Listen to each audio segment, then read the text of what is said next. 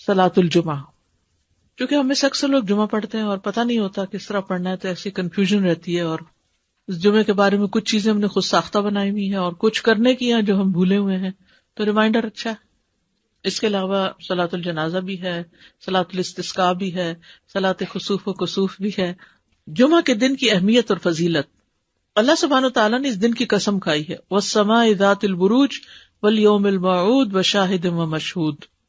رسول اللہ صلی اللہ علیہ وسلم نے فرمایا الیوم الموعود سے مراد قیامت کا دن ہے، یعنی جس کا وعدہ کیا گیا نا. الیوم المشہود سے مراد عرفہ کا دن ہے، اور الشاہد جمعہ کا دن ہے.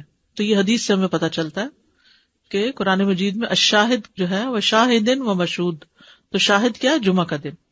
جمعہ افضل دن ہے. حدیث میں آتا ہے کہ اللہ کے نزدیک دنوں میں سب سے افضل دن جمعے کا دن ہے. ایک اور حدیث میں آتا ہے بہترین دن جس میں سورج طلوع ہوتا ہے وہ جمعہ کا دن ہے. اسی دن میں آدم پیدا کیے گئے علیہ السلام، اسی دن ان کو جنت میں داخل کیا گیا اور اسی دن جنت سے نکالا گیا. اور ایک اور حدیث سے پتہ چلتا ہے کہ اسی دن وہ فوت بھی ہوئے تھے. جمعہ مسلمانوں کی عید کا دن ہے، اسپیشل ڈے ایوری ویک. رسول اللہ صلی اللہ علیہ وسلم نے فرمایا بے شک اللہ نے جمعے کو مسلمانوں کے لیے عید کا دن بنایا ہے. جمعے کو عید کا دن بنایا ہے. اسے رجسٹر کرے، کیونکہ بہت سے لوگ جمعے کے دن کو عام دنوں کی طرح ہی گزار دیتے ہیں. اے لوگوں جو ایمان لائے ہو، جب جمعہ کے دن نماز کے لیے اذان دی جائے تو اللہ کے ذکر کی طرف لپکو اور خرید و فروخت چھوڑ دو، یہ تمہارے لیے بہتر ہے اگر تم جانتے ہو. یعنی مالز میں مت گھومو پھرو، نماز کی طرف دوڑو. نبی صلی اللہ علیہ وسلم کی ایسے شخص کے لیے ناراضگی ہے جو جمعہ کی نماز میں حاضر نہ ہو. ایسے لوگوں کے لیے فرمایا جو جمعہ سے پیچھے رہ جاتے ہیں کہ البتہ تحقیق میں نے ارادہ کیا کہ میں ایک آدمی کو حکم دوں کہ وہ لوگوں کو نماز پڑھائے، پھر میں ایسے آدمیوں کے گھروں پر آگ لگا دوں جو جمعہ سے پیچھے رہ جاتے ہیں. اتنی ناراضگی کا اظہار کیا. جمعہ چھوڑنے کی سزا. حضرت عبداللہ بن عمر اور ابو ہریرہ بیان کرتے ہیں کہ انہوں نے رسول اللہ صلی اللہ علیہ وسلم کو ان کے ممبر کی سیڑھیوں پر فرماتے ہوئے سنا، لوگ جمعے چھوڑنے سے باز آ جائیں ورنہ اللہ ان کے دلوں پہ مہر لگا دے گا، پھر وہ غافلوں میں سے ہو جائیں گے. اذان سننے کے باوجود جمعہ کے لیے نہ آنے کی سزا، وہ بھی کیا ہے؟ دلوں پہ مہر اور غفلت میں مبتلا ہونا. ایک اور حدیث میں آتا ہے جس نے متواتر 3 جمعے ترک کیے تو تحقیق اس نے اسلام کو اپنے پس پش ڈال دیا، یعنی اس کو اسلام سے کوئی تعلق نہیں. ایک اور حدیث میں آتا ہے جو شخص سستی کی وجہ سے بلا عذر 3 جمعے چھوڑ دے اللہ تبارک و تعالیٰ اس کے دل پہ مہر لگا دیتا ہے. عقبہ بن عامر سے روایت ہے، وہ کہتے ہیں کہ رسول اللہ صلی اللہ علیہ وسلم نے فرمایا مجھے اپنی امت کے متعلق کتاب اور دودھ سے خطرہ ہے. حالانکہ یہ دونوں کتنی بینیفیشل چیزیں ہیں. کسی نے پوچھا یا رسول اللہ کتاب سے خطرے کا کیا مطلب؟ فرمایا اسے منافقین سیکھیں گے اور ایمان والوں سے جھگڑا کریں گے. یعنی منافقین بھی قرآن پڑھیں گے اور ایمان والوں سے جھگڑا کریں گے. پھر پوچھا گیا کہ دودھ سے خطرے کا کیا مطلب ہے؟ فرمایا کچھ لوگ دودھ کو پسند کرتے ہوں گے اور اس کی وجہ سے جماعت سے نکل جائیں گے اور جمعہ کی نمازیں چھوڑ دیا کریں گے. یعنی دور دراز کے علاقوں میں فارم ہاؤسز میں جا کے بسیں گے اور جمعے کی نماز تک نہیں پہنچیں گے. نماز جمعہ کی فضیلت. ایک جمعہ اگلے جمعے تک کا کفارہ ہے، یعنی گناہوں کی معافی کا ذریعہ ہے، گناہ معاف ہونا. حدیث میں ہے کہ آپ نے فرمایا جس نے غسل کیا پھر جمعے کے لیے حاضر ہوا پھر اس کے مقدر میں جتنی نفل نماز تھی پڑھی، یعنی مسجد میں آ کے مسجد کے نفل پڑھے ویسے پڑھے، پھر خاموشی سے خطبہ سنتا رہا حتیٰ کہ خطیب اپنے خطبے سے فارغ ہو گیا، پھر اس کے ساتھ نماز پڑھی، اس کے اس جمعے سے لے کر دوسرے جمعے تک کے گناہ بخش دیے جاتے ہیں اور مزید 3 دنوں کے بھی. رسول اللہ صلی اللہ علیہ وسلم نے فرمایا جس نے جمعہ کے دن غسل جنابت کیا پھر نماز کے لیے چلا گیا تو گویا اس نے 1 اونٹ کی قربانی کی، اور جو شخص دوسری گھڑی میں چلا تو گویا اس نے ایک گائے کی قربانی کی، اور جو تیسری گھڑی میں چلا تو گویا اس نے ایک سینگ والے دمبے کی قربانی کی، اور جو چوتھی گھڑی میں چلا تو گویا اس نے ایک مرغی کی قربانی کی، جو 5ویں گھڑی میں چلا تو گویا اس نے ایک انڈا اللہ کی راہ میں دیا. اور جب امام خطبے کے لیے نکل جاتا ہے تو فرشتے ذکر سننے کے لیے حاضر ہو جاتے ہیں، یعنی وہ لکھنا بند کر دیتے ہیں. یہ ایکسٹرا ریوارڈ ہے نماز وغیرہ کے علاوہ، صرف جلدی جانے کا ریوارڈ ہے یہ فرشتوں کا حاضری لگانا، کیونکہ فرشتے یہ حاضری لگاتے رہتے ہیں. جب امام خطبے کے لیے نکل جاتا ہے تو وہ اپنے دفتر لپیٹ دیتے ہیں اور ذکر کو یعنی خطبے کو غور سے سننے لگتے ہیں. جمعے کے لیے جانے والے قدموں کے لیے خوشخبری. ابایا بن رفاعہ کہتے ہیں کہ میں جمعہ کے لیے جا رہا تھا کہ راستے میں ابو ابس رضی اللہ عنہ سے میری ملاقات ہوئی تو انہوں نے کہا کہ میں نے نبی صلی اللہ علیہ وسلم کو فرماتے ہوئے سنا کہ جس کے دونوں قدم اللہ کی راہ میں غبار آلود ہو گئے اللہ اسے دوزخ پر حرام کر دے گا. ہر قدم پر 1 سال کے روزے اور قیام کا ثواب. ہر قدم پر کتنا بڑا اجر و ثواب ہے. جس نے جمعہ کے دن غسل کیا اور کرایا، اول وقت میں آیا، خطبہ میں شروع سے حاضر رہا، پیدل چل کر آیا، سوار ہو کر نہ آیا. یعنی ایسی جگہ بھی ہوتی ہے نا کہ جہاں پر مسجدیں بہت دور نہیں ہوتی ہیں، موسم اتنے سخت نہیں ہوتے. اب تو پارکنگ بھی کافی دور دور جمعے کے دن کرنی پڑتی ہے، تو وہ جو قدم چلے جا رہے ہیں نا اس پہ خوش ہو جایا کریں. امام سے قریب ہو کر توجہ سے خطبہ سنا، جلدی بھی پہنچ جائے تو ذرا دور گاڑی پارک کر لیں، اور خطبے کے دوران فضول حرکت نہ کی. اسے ہر قدم کے بدلے 1 سال کے عمل یعنی 1 سال کے روزے اور اس کے قیام کا ثواب ملے گا. یہ پرائرٹی ہے نا، اس کے پھر کئی چیزیں اور چھوڑنی پڑتی تب آپ اس کو پورا کر پاتے ہیں، ورنہ تو آپ لیٹ ہو جاتے ہیں، کبھی رش میں پھنس جاتے ہیں، کبھی پارکنگ نہیں ملتی تو وہ 1 رکعت بھی نکل جاتی ہے، کبھی آپ دروازے سے باہر نماز پڑھ رہے ہوتے ہیں. یعنی کہ اجر کمانا ہے تو پھر وقت پر آنا ہے. جمعہ کے دن 5 کام کرنے والے کے لیے خوشخبری. جو آدمی ایک دن میں 5 امور پر عمل کرے گا اللہ اسے جنت والوں میں لکھ دے گا. اور وہ کیا ہے؟ مریض کی تیمارداری کرنا، جنازے میں شریک ہونا، دن کا روزہ رکھنا، جمعہ کے دن نماز کے لیے نکلنا اور غلام آزاد کرنا. اب اس میں یہ کہ یہ 5 کام جمعے کے دن ہی ہو سکتے ہیں، اور لیکن جمعے کے دن کا اکیلا روزہ رکھنا منع کیا گیا. یعنی اگر کسی کا جمعرات کے ساتھ کا اکٹھا یا ہفتے کے ساتھ کا روزہ ہے، کوئی قضا رکھ رہا ہے یا ویسے ہی کوئی کفارے وغیرہ کے بھی رکھ رہا ہے، اچھا اس دن صدقہ خیرات کرنا بھی عام دنوں کے مقابلے میں زیادہ اجر و ثواب کا باعث ہے. تو انسان جمعے کے دن کی نا کچھ اس طرح کی پلاننگ کرے کہ اس دن خاص صدقہ بھی کرے اور نہائے دھوئے بھی اور ساری زیب و زینت اور پھر تیار ہو اور گھر بھی صاف ستھرا کرے. یہ کہ اہتمام نظر آئے کہ آج جمعہ کا دن ہے.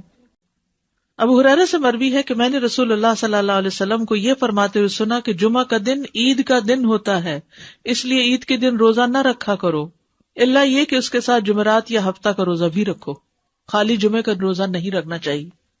ایک اور حدیث سے پتہ چلتا ہے کہ یہ دونوں عیدوں سے بھی زیادہ عظمت والا دن ہے. ہم عید کا تو انتظار کرتے ہیں لیکن جمعے کی پرواہ نہیں کرتے. نبی صلی اللہ علیہ وسلم نے فرمایا، بے شک جمعے کا دن تمام دنوں کا سردار ہے، اللہ کے ہاں اس کی عظمت سب سے زیادہ ہے، اور وہ اللہ کے ہاں عید الاضحیٰ اور عید الفطر کے دن سے زیادہ عظمت والا ہے. اس میں 5 خصلتیں ہیں جو اس کی افضلیت کا باعث ہیں. اس دن اللہ نے آدم علیہ السلام کو پیدا کیا، اسی دن ان کو زمین پہ اتارا، اسی دن فوت کیا. اس دن میں ایسی گھڑی ہوتی ہے کہ اس میں بندہ جو کچھ مانگے اللہ اسے وہی کچھ دے دیتا ہے جب تک کسی حرام چیز کا سوال نہ کرے، اور اسی دن قیامت قائم ہوگی. تو یہ دن اسپیشل کیوں ہے کہ انسانیت کا آغاز اس دن سے ہوا تھا.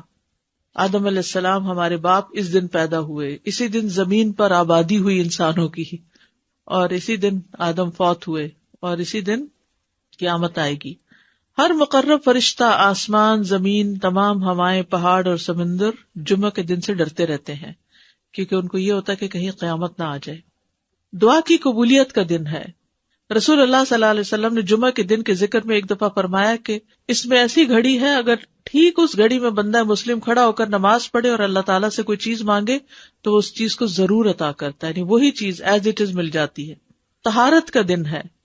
حدیث میں آتا ہے جس نے جمعہ کے دن غسل کیا وہ اگلے جمعے تک طہارت میں رہے گا. دین کی تکمیل کا دن ہے. جس دن یہ آیت نازل ہوئی تھی الیوم اکملت لکم دینکم، اس دن جمعہ بھی تھا اور عرفہ کا دن بھی تھا، اور یہ دونوں دن مسلمانوں کی عید کے دن ہیں. امت محمدیہ کے لیے جمعہ کا دن بڑا اہمیت کا حامل ہے. رسول اللہ صلی اللہ علیہ وسلم نے فرمایا جو لوگ ہم سے پہلے تھے اللہ نے انہیں جمعے کی راہ سے ہٹا دیا، اس لیے یہود کے لیے ہفتے کا دن ہو گیا، نصارہ کے لیے اتوار کا. پھر اللہ ہمیں اس دنیا میں لایا اور جمعے کے دن کی طرف ہماری رہنمائی فرمائی. اس نے جمعہ، پھر ہفتہ، پھر اتوار رکھا. جس طرح وہ عبادت کے دنوں میں ہم سے پیچھے، اسی طرح قیامت کے دن بھی وہ ہم سے پیچھے ہوں گے. اہل دنیا میں سے ہم سب کے بعد ہیں اور قیامت کے دن سب سے پہلے ہوں گے، جن کا فیصلہ باقی مخلوقات سے پہلے کر دیا جائے گا. یعنی مسلمانوں کا فیصلہ جلد کر دیا جائے گا.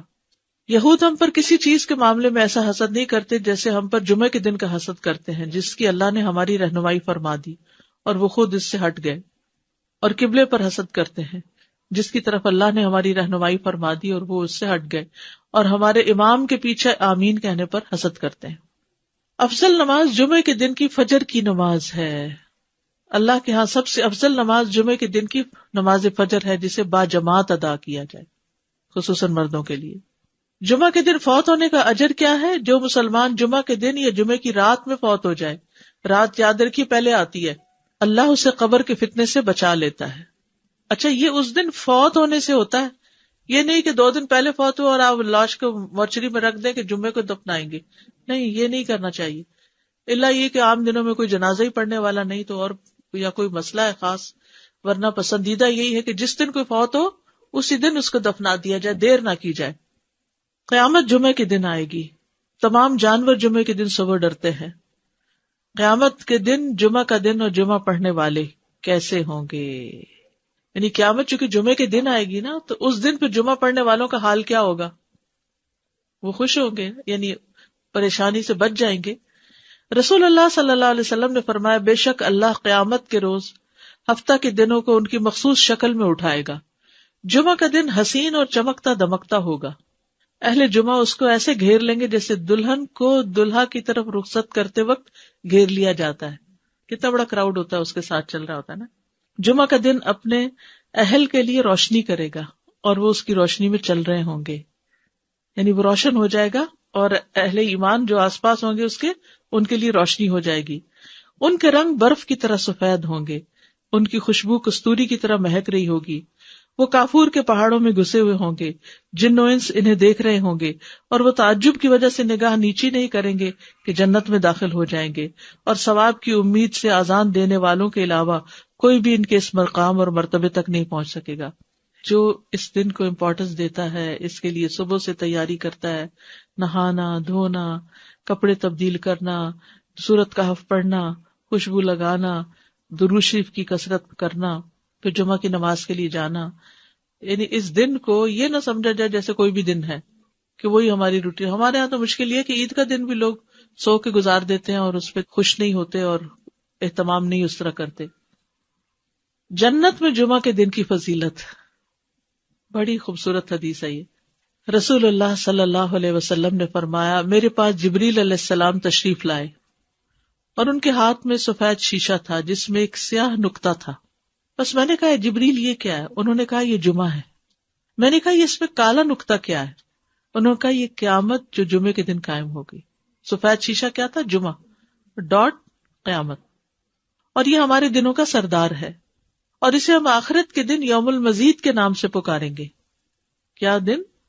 یوم المزید. میں نے کہا، تم اسے یوم المزید کے نام سے کیوں پکارو گے؟ انہوں نے فرمایا، بے شک آپ کے رب نے جنت میں ایک وادی بنائی ہے. جنت میں ایک وادی ہے. وادی کیا ہوتی ہے؟ پہاڑوں کے بیچ میں. وادیاں کتنی خوبصورت ہوتی ہیں. تو جنت میں ایک وادی ہوگی جو سفید مسک سے بھی زیادہ خوشبودار.